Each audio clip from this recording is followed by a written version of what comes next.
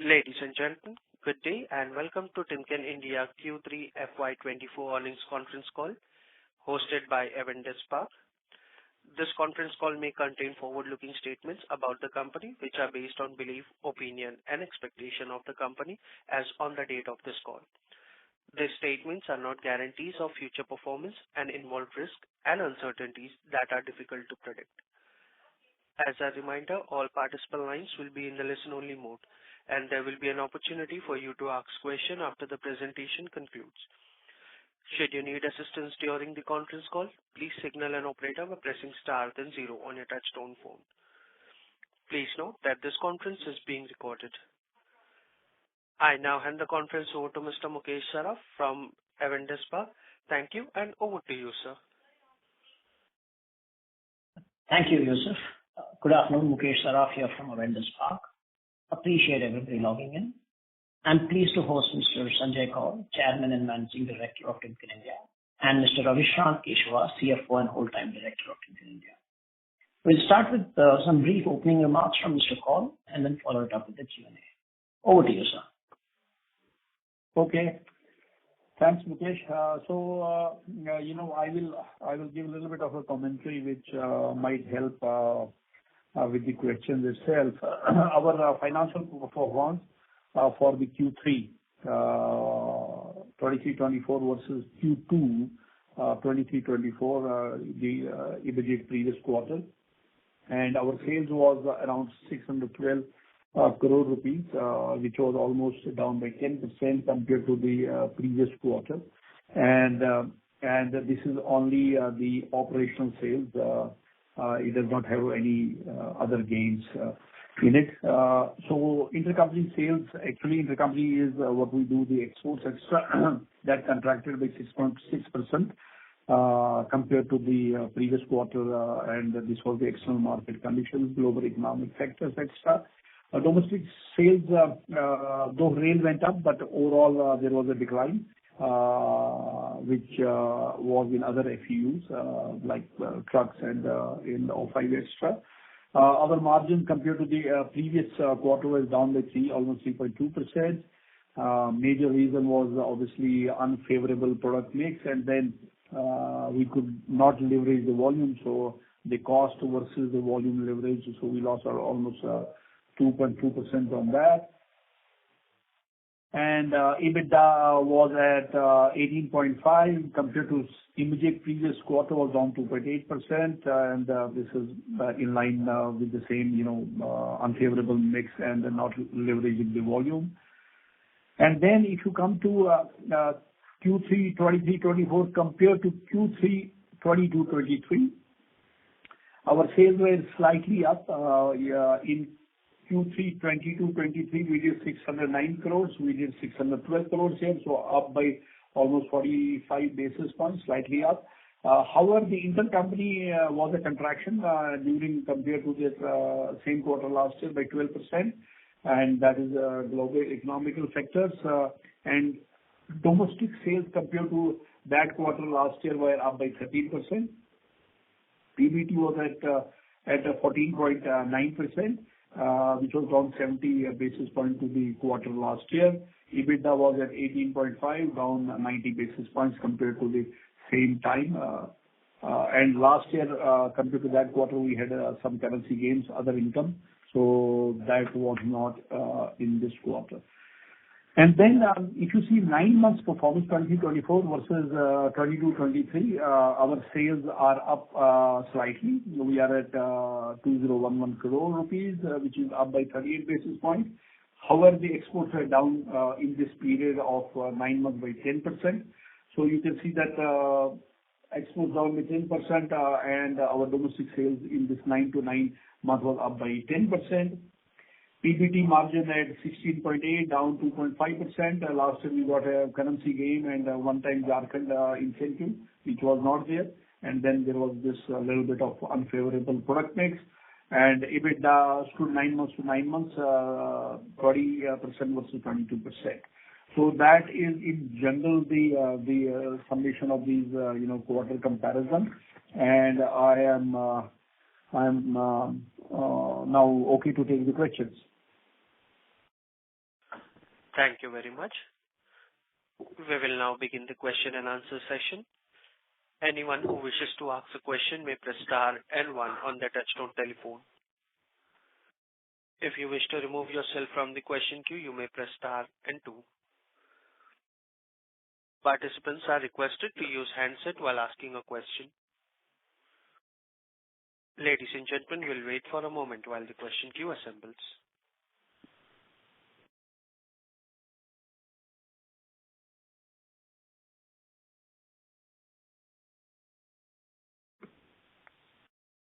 Participants, you may press star and one to ask a question.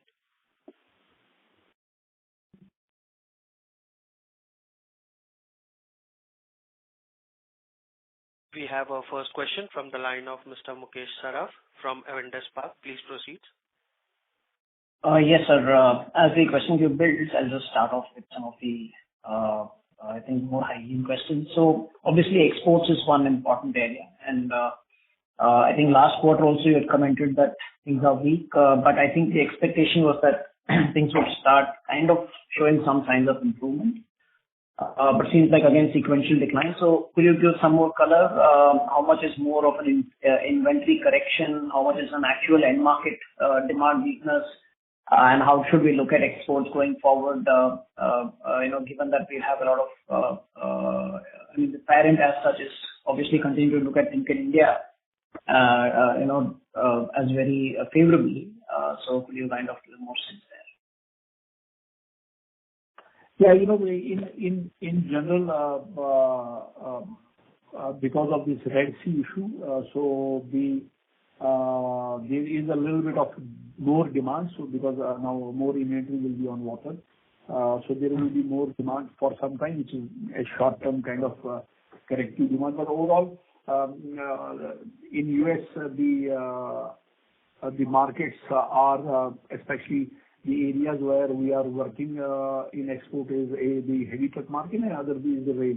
The rail market is pretty much okay. The rail market, if you see today, Brazil is booming, really booming, and North America is also not that bad. Indian market is booming. Indonesia rail is also PT Kai, extra companies like that are also not bad. So on one side, as you know, that 50% of our exports is rail and 50% is the smaller bearing. The rail is pretty much robust condition. The demand in Brazil is very good, and America is also pretty much okay. But on the heavy truck, the market is not really up and running. So there is this discussion that the H2 in US might look better. And there is also a camp saying that, it might revive in 25. So, that predictability we cannot do. But what I see currently is that the rail order books for exports, the markets are pretty much okay. India is also pretty much, domestic side is pretty much okay. If not exactly the heavy truck market, the rest of the stuff, including rail, is okay. The wind market in China is down, so that is a piece which also kind of connects to the global stuff. China is down, so it has an impact on global supply chain. It's not directly to us, but indirectly there are impacts extra.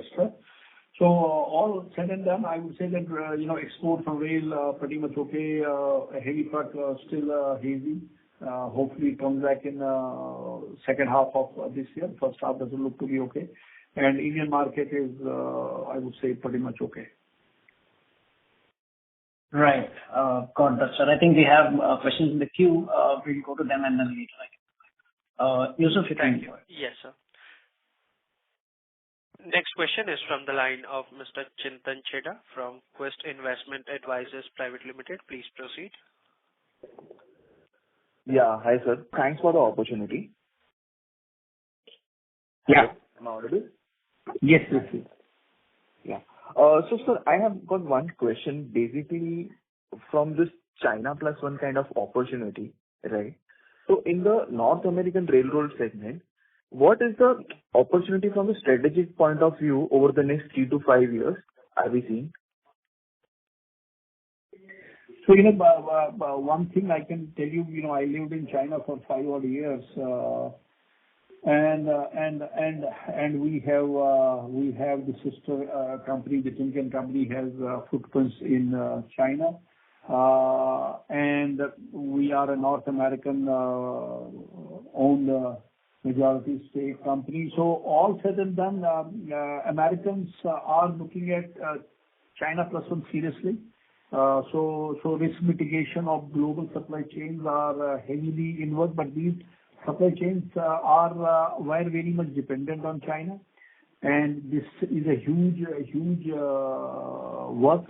It is not an overnight thing, but we can already see that the impacts are slowly coming. And now coming back to Timken, as you know that Timken has good footprints in China. And they are seriously looking at a strategic direction of risk mitigation of supply chains. And that is obviously not an overnight thing. We are putting the SRB plan, which I call the phase 1. After we complete phase 1, then we'll discuss and see what will happen to phase 2. So the work in progress is happening on not only for Timken, but most of the companies which I see also as part of the American Chamber of Commerce. China Plus One is seriously taking shape. Now the Chinese companies are also not sitting idle. Chinese companies are seeing that China Plus One is happening. So you see the Chinese companies are investing in ASEAN, they are investing in India. India, they might not be major takers, but still they are trying hard to do. Like I'll say that Nanjing High Speed, the largest wind gear making company, is setting up shop in India, in Chennai. Then SANY. So Chinese companies are also going out, setting up shop in backyard of North America as well. So while China Plus One is happening, China itself is risk mitigating themselves by putting investments outside China, and their plants these days are not loaded. So they are doing their best to put plants in Indonesia. They are in Vietnam. They are trying their best to risk mitigate themselves by spreading out their investments outside China. So this is an interesting juncture. What I can say is that India is sitting on a very nice point of time because of the fact that Indians as investing is going to happen. The infra built up is happening. The rail has to go a long way, and similarly the infrastructure connected to the marine, connected to airports, all this will keep on coming. And then India is destined to take a nice pie, a piece on this China Plus One.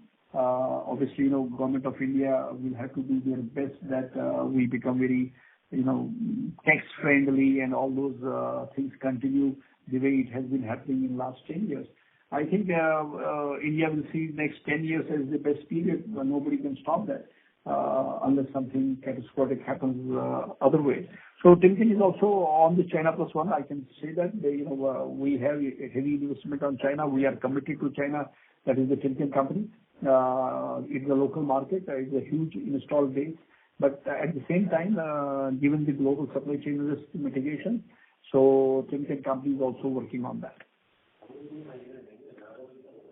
Got it, sir. Thanks a lot for the detailed answer. That's it from my side. Thank you. Next question is from the line of Abhishek from DSP. Please go ahead. Hi, sir. Thanks for the opportunity. Sir, just in terms of the revenue mix for the quarter, would you be able to give some light, or maybe on YTD basis in terms of railways, process, exports, mobile and distribution? Any thoughts, sir? Yeah, sure. So if you see the breakup of our last quarter, which was Q3 23-24, out of the total pie, 18% was rail, and mobile, as we call it, which covers both off-highway and heavy truck, was 22%. Distribution is 17%, and process industry is 21%. And our exports was 20%. So that was the percentage breakup. Okay.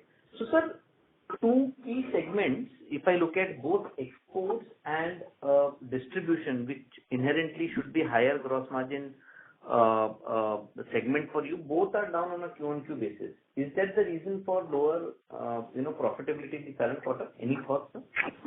So,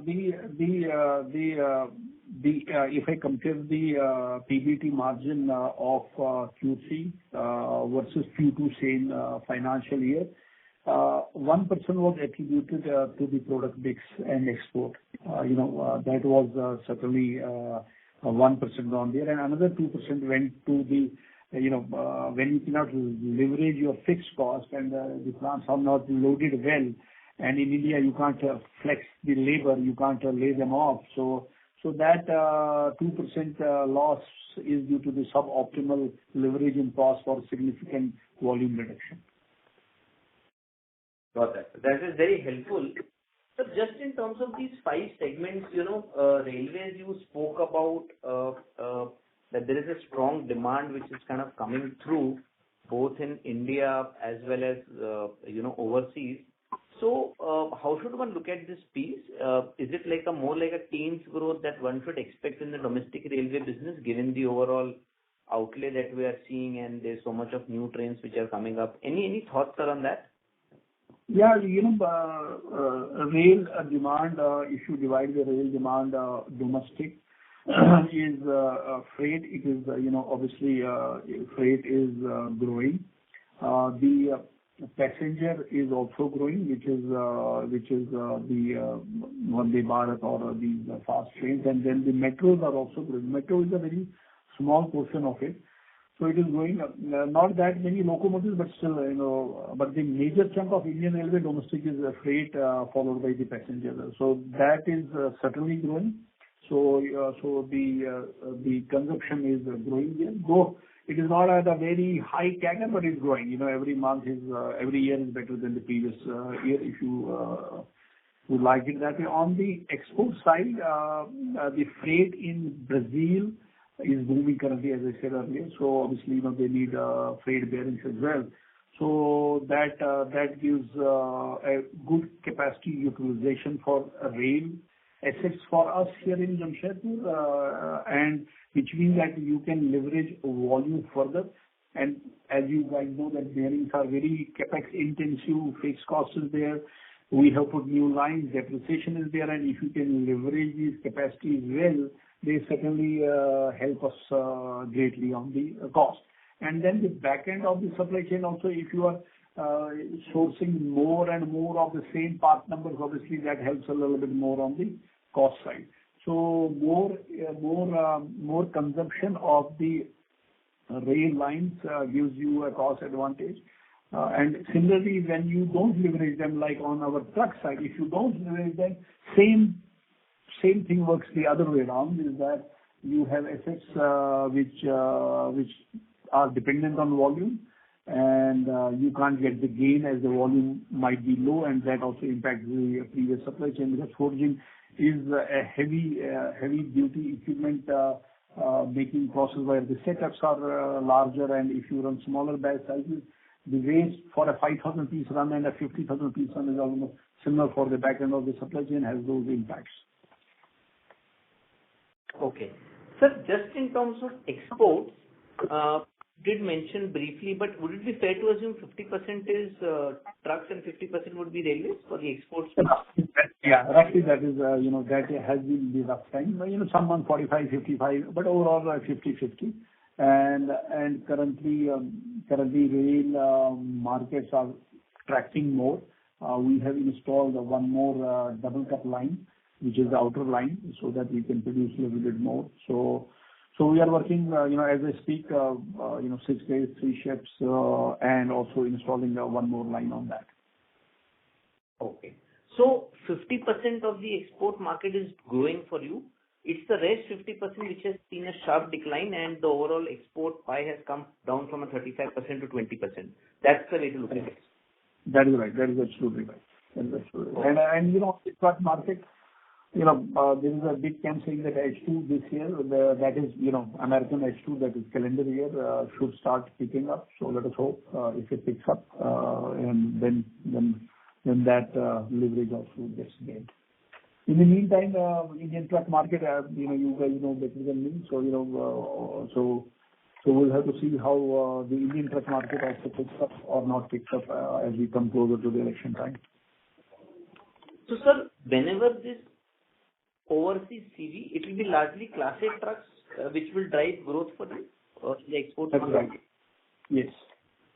So your expectation is whenever it comes back, it should come back pretty sharp because the decline also has been It comes sharp. That is the beauty of the these part of the demand. It falls like a rock and comes back like a Gujarati kite. Okay. Kite means not the animal kite. That is very helpful. Hello. Yeah. So the other aspect is also on the process part of it. Now, what I understand is you are little more on the heavier on the steel side of the business, and that's a piece which we see a lot of capacity addition happening. So how should one look at this process part of the industry and drivers with that? Yeah. Largely, process is connected to core sectors. So steel, which is metal making, cement, and power generation. Now, if we talk to steel, so steel is becoming more attractive. Last year also, obviously, when the capacity is announced, it is a 2-3 year term to get the install base coming, the mills getting installed. So this is happening as we talk, pretty nicely. More steel installed means more bearings, and which means more steel getting produced and further more consumption of bearing taking place. And we have a product offering in the metal industry which is second to none. So obviously that helps because as most of these application on tapers have been designed generally around Timken technology. So we are looking pretty much bullish on the metal side, and we are the only company in India which are running 25 shops inside these steel companies. You name the steel maker in India, we are inside the shops. And what we do is that we ourselves mount the bearings, we choke, de-choke, and maintain those so that the customer also gets the better yield on the life of the bearing. So we know the trends, we know the mills, and we are deeply entrenched through the service model as well. So steel is pretty good. On the energy side, as we are also part of pulverizer business, but as the solar business is picking up in India, and now you see that in India, especially Tata Solar and FTH, now they are coming up with these solar panels which will rotate. So Timken India has already started working on it through our company in US called Cone Drive, which also owns a company called H-Fang in China. So we have started producing some sleeve drives ourselves in Bharuch. Still at a very nascent stage. We produce only these are small components, but these are effectively helping the solar panels move around as per the direction of the sun. And wind, as Government of India is very bullish on putting up windmills, the target they have set for themselves is pretty heavy. And we see that local wind market. Currently the wind market in India was more gearboxes getting exported out of ZF Siemens, etc. And now there is a very nice chance driven by Government of India and Adani Green and all these guys are putting up and in the process of putting up windmills in Saurashtra, in Kutch area, etc. So wind also looks pretty good. The metal looks also good, and then on the cement side, we do have the product offerings, but they are all imported. So as soon as we complete our Bharuch plants by the end of this year, then we'll start producing SRB of certain range. It won't be the whole or CRB of the range, which will start catering into the cement business or paper business or the sugar business as well. So we are looking very happy with the steel market currently with the investments coming up, and with our knowledge of steel should help us on the solar, which is a new thing. Only Timken in the bearing companies have this product offering, so we have started doing that. It is small, but it can become big as China plus one issue of tariffs So importing those cylinders out of China into US versus importing them out of India is another sunrise market. We'll see as it comes into being. Can't predict what will happen, but the direction is being set towards that area. And then if the local wind market of 3 megawatt, 5 megawatt, Adani Power and companies like that starts getting pretty good on that.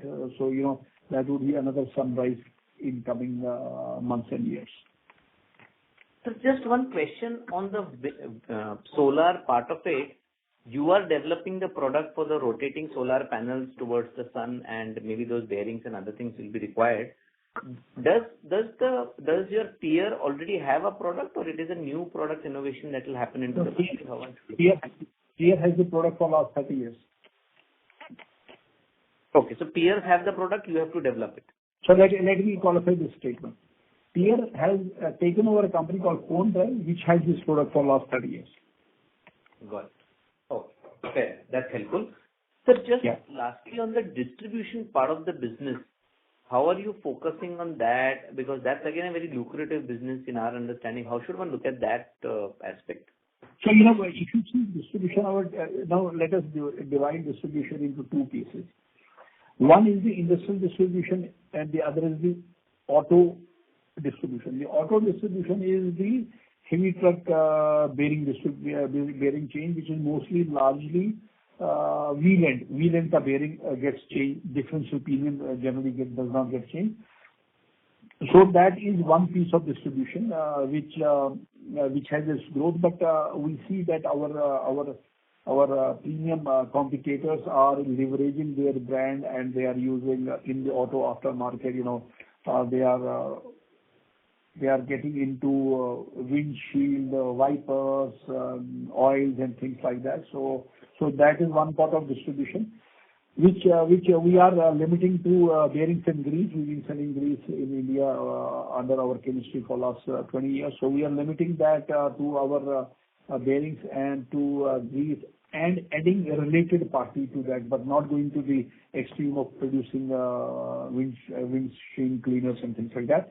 But on the industrial side, we've been growing CAGR double digit. Obviously, steel is an important piece of that, which is a strong MRO requirement. But beyond steel, we are now getting into MRO of the general industry, where we were lacking A, product offering, and B, the reach. So we are augmenting our reach and the product offering as well, importing from our other companies of Timken, and enhancing our reach into towns and areas where they are getting consumed. So general industry is a sunrise area for us, and we are investing heavily into our distribution channels to get into those areas.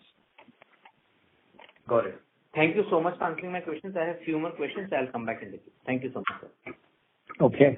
Thank you. Next question is from the line of Kunal Vora from White Whale Partners. Please proceed. Hi. I want to get some more color on the railway side of things. So, you see the wagon manufacturers as well as your competitors.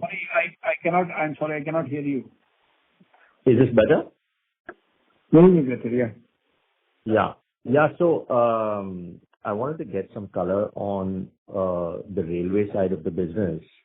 You see a lot of the wagon manufacturers as well as some of the competitors have reported very robust kind of growth numbers here.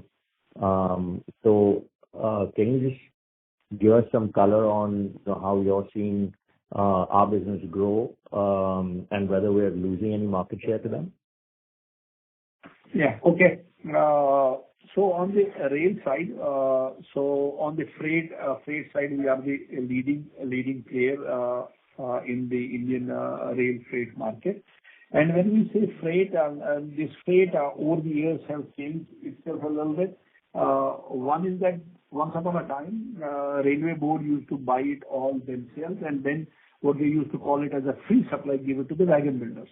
So they have changed it. Now they are asking the wagon builders who quote for the wagon to buy everything themselves.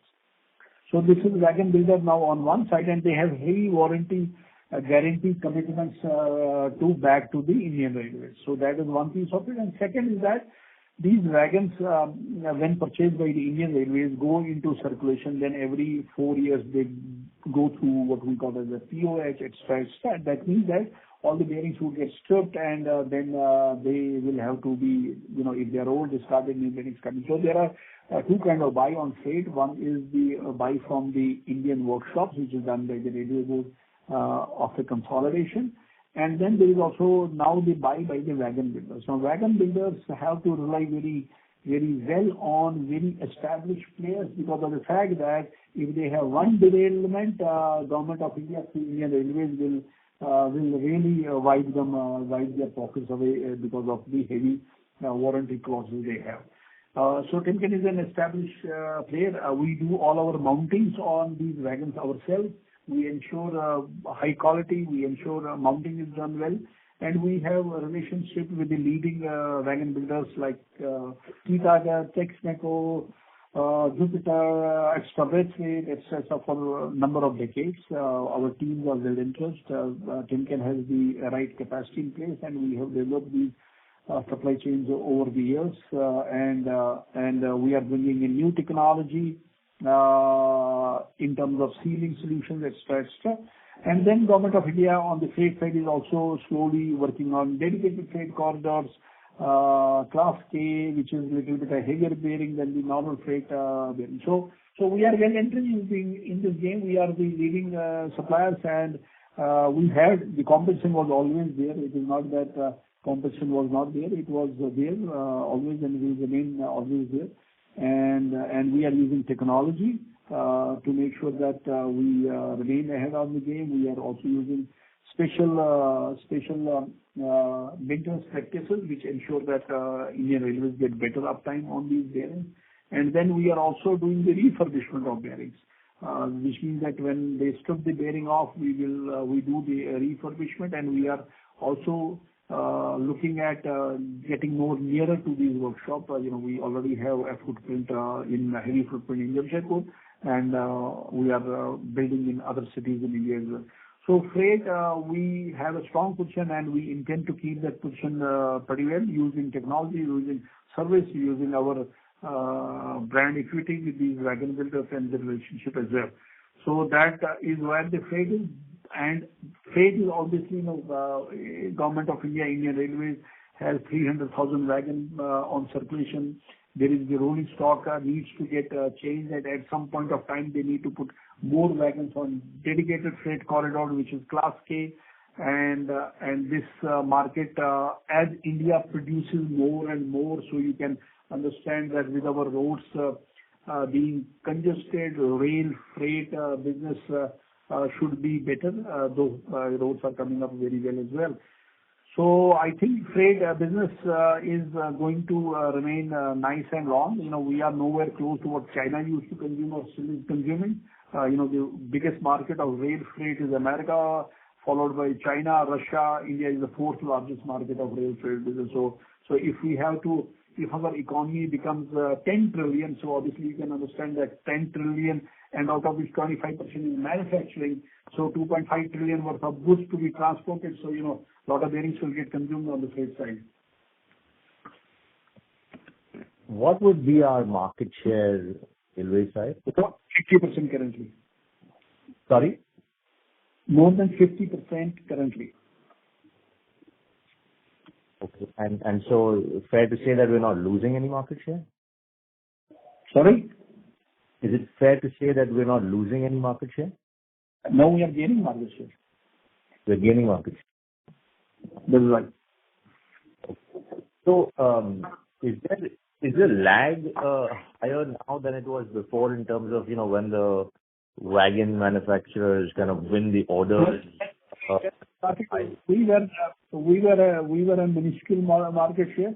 In last 20 years, from a minuscule market share, when we started Tata Timken, the first thing we started assembling was rail bearing. We had zero market share in 1990. So 1990, zero market share at Indian Railways. Today, more than 50%. And the pie is growing. Obviously, the wagons build is going up. And this is an item which gets consumed. So, Right. But, like you mentioned that the ordering is now done through the wagon manufacturers as well. So is the lag higher in terms of when they win the orders versus when you deliver to them versus what it would have been earlier, where you would deliver directly to the railways? I would say, earlier the process was that the railway board will buy the bearings. They will tender the wagons to different guys, and then the free supply will go through CMMDI to them. That was a highly complicated and complex procedure. By the time we got the order from railway board and then allocation from CMBI, supplies to wagon builder, from wagon builder, we would get the GRN and put it as FMCO, as CO6, CO7 and get the payment. It was highly complicated, though we had mastered the art. Currently, it is a direct relation. They have the forecast. Once they win the tender, they make their production plans. They have the forecast in place, and it is pretty much now more into kind of a symmetrical. As soon as they get the order, they start. Say somebody got 20,000 wagon order or 10,000, so he plans it out and then gives us the order and a forecast. So now it is more seamless as compared to before. So do you have strong visibility then of the order book as to how you see the railway side of the business? We do have visibility of the order book at least for 6 to 9 months currently. And so how do you expect this part of the business to grow over the next, let's say, year or so? So things are rolling, things are in motion, more tenders are coming up, and things are shaping up well. And when a tender is won by the wagon manufacturer, after how long do you actually supply the bearings? So basically, what happens is every year there is a wagon order. Every year they are winning tenders and they take time to complete that. So if I call today, every month the supplies are on. So they might themselves get delayed because of other reasons to complete a tender within a time span of 12 months. They might go to 14 or 15 months, complete the complete order by the time they have the new order. So for us now, it's a running machine. 3 years back, there were, the start bumps and all that. Now it is a complete running machine. So every wagon builder has a, if I say today, has a slight backlog. So they need components, not only bearings, they need other components, bogies, castings, things like that. And when they have to deliver the wagons, do the bearings go on there last in terms of when you're actually supplying the bearings to the wagon? Bearing have to go first because pehle chakka aaya, so chakka is the first. So chakka gets mounted on the journal and then the bearing gets bogie uske upar baith gaya, fir fabrication ka kaam shuru hoga. Understood. Okay. Fair enough. The other question I had was on wheel set localization and what sort of opportunity that would mean for us. So very good question. So there are two kinds of wheel set which are used in India. One is the cast wheel, which is like old technology, and other is the forged wheel set. Now forged wheel set, as you make more wagons and you do not import them, we use Wheel and Axle factory here in Bangalore was the largest supplier once upon a time, and we used to import. When I say we, Indian Railways used to import from China, from Spain, वगैरह वगैरह. So localization of wheel is on a very high priority of Government of India, Indian Railways, obviously because of the fact that they want more wagons and Make in India is part of it. So as you know, we have now Ramakrishna has already started that, and a couple of other guys are also there. And I can't discuss now, but it is a good thing where there is some further technology and further changes can happen as we localize more wheels, and they can come as an assembly and things like that. So that localization is a good move. Will help us certainly in bringing more value to the railways through the wagon builders. Far are we from actually kind of realizing business on this front? Sorry? How far are we from actually supplying? I cannot give you any further details on this yet, please. But is it like a year away? Is it 2 years away? Like, is it? I can't tell you anything on this. Okay. Thank you. The last question I had was regarding the Bharuch plant, right? And what can you just give us some color as to what we can expect from that going forward? Sir, you are asking about the Bharuch plant? Yes. Yeah. Okay. So Bharuch plant, as we speak, the pillars, columns are coming up, so we should be able to hit the timelines, which is, by the end of this year. All the machines are already at the port. We are getting machines from different parts of the world. Obviously, these are going to be state-of-art robotics and things like that. So machines are already either on the ship, some of them are on Nava Sheva. So we should have most of the assets inside our buildings in Bharuch. We got a separate storage buildings available. So they should be there from already. Some of them are in transit towards Bharuch. So between now and next 2-3 months, all the assets will be there. The building should get completed by July. That means that when I say completed, means that we can move the assets in position. And hopefully by end of this year, we should be starting moving the PPAP. So as soon as we are ready, by the end of this year, the markets which we'll go after is connected to spherical roller bearings and cylindrical roller bearings, and we'll start producing for the domestic market, which is material handling market like Metro, for example, and then also the cement industry. And there's a very nice area of export in the ASEAN region where people use a lot of spherical bearings in the palm oil business, etc. So hopefully next year, by this time, we will be supplying to the Indian customers out of that plant, supplying to exports as well out of this plant. So that is how the timelines are. We are pretty much pleased, and hopefully next year, when we inaugurate the plant, we will have the chance to get some of you to see the state of our plant. It will be one of the best in this part of the world. And we are pleased with the performance. Currently, we are going, all hands on the deck, building the plant. Great to hear, sir, and all the best. Thank you very much. Thank you. Next question is from the line of Mayank Bhandari from Asian Market Securities. Please go ahead.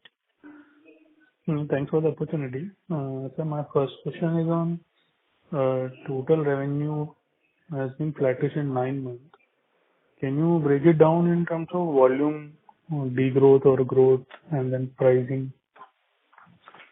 So, if you see our 9-month performance, 23-24 versus 22-23, the intercompany, which is exports, is down by 10%. We had a sale of 2,011 crore rupees, which was slightly up. And if you want the a little bit deeper color, our rail was 9 months to 9 months was up by 3%. Mobile others were up by 1.6%. Distribution was up by 1.1%. Process was up by 5%. Intercompany, as I said, was down by 10%. So against 1,989 crore rupees sale in 2022-23, we are at 2,007 roughly. So the breakup, as I said, rail up, mobile up, distribution up, process up. Obviously, rail was 3 and process was 5, which was big, but intercompany was down by 10%. Sir, I'm checking on the organic growth. I mean the volume part, volume growth. So you're checking this is all this volume growth? I'm saying organic only. Okay. See, because in the parents, Timken parents, recent call, they have highlighted that this year, CY24 is going to be a organic decline of 4 to 5%, because they are expecting very bad. I cannot comment on the parent. Obviously, they are looking at the globe, and in globe there is China, and China, everybody knows, is big time down. So obviously, that is connected to that. I did not, I did not hear the call, but I read it. So you must have seen the India piece from our global CEO there. So India organic, export is declined, but organic is pretty much okay. And for global, China is definitely down for all the companies. So, that is a big piece, and China was obviously a big piece. And in China, wind was a big piece. So that is where it is coming from. Because they are, I think their expectation of first half decline of 40% in China, I think definitely it impacts our business also, is what I understand. So first 2 quarters, next 2 quarters, how do you see the export there? I cannot comment on the global piece. I cannot, not advised to speak about that. But for India, as I said, the domestic organic growth is there very much. Our exports are down, which are connected to that global piece. Okay. And secondly, the parent company has done almost 6 acquisitions last year. Just wanted to understand, does any of the acquisition impact our business anyway in India? So none of these acquisitions, these M&As, they don't have any factory per se in India. There is a company called GGB, which has some sales in India. I think around 50 crore rupees sales in India, which is Darlock bearing GGB in India. And then there's another company called Descase, which is again a North American company. They have a sale in India less than $1 million. So these takeovers roll on. For example, they have taken over Nadella. Nadella has a sale in India. This is part of, obviously, global technology, global takeovers and things like that. For us, it has certainly a long-term strategy.